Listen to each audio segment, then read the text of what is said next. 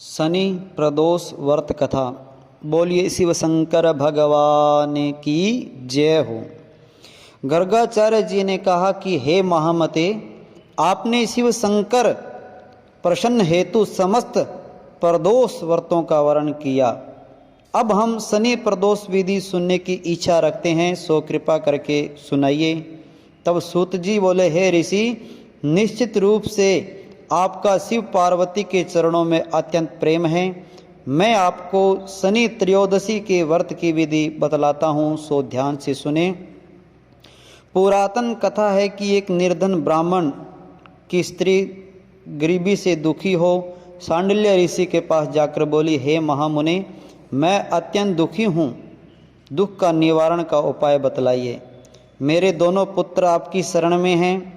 मेरे ज्येष्ठ पुत्र यानी मेरा बड़ा पुत्र नाम धर्म है, जो कि राजपुत्र है, और लघु पुत्र का नाम शुचिव्रत है, छोटे पुत्र का नाम शुचिव्रत है। अतः हम दरिद्री हैं, आप ही हमारा उद्धार कर सकते हैं।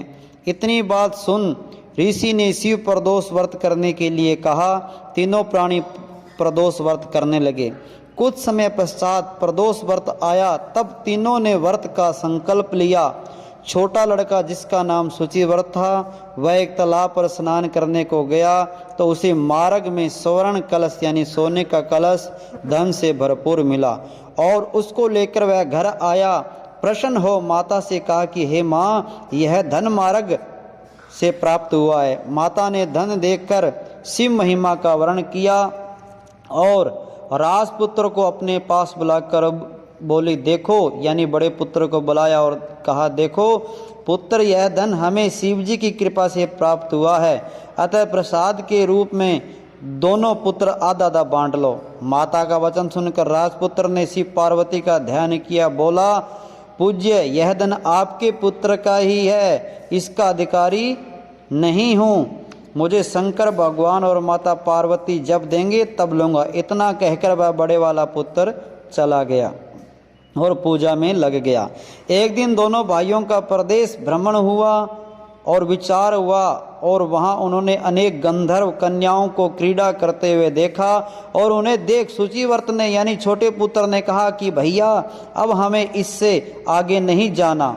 इतना कह शुचिव्रत उसी स्थान पर बैठ गया, परंतु राजपुत्र अनेक ही स्त्रियों के बीच में जा पहुंचा और वहां एक स्त्री अति सुंदर राजकुमार को देखकर मोहित हो गई और राजपुत्र के पास पहुंचकर कहने लगी, हे सखियों, इस वन के समीप ही जो दूसरा वन है, तुम वहां जाकर देखाओ और मैं यहाँ बैठी हूँ।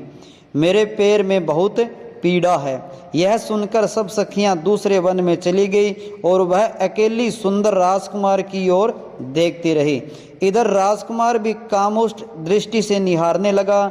युवती बोली, आप कहाँ रहते हो और वन में कैसे पधारे हो? किस राजा के पुत्र हो और क्या नाम है?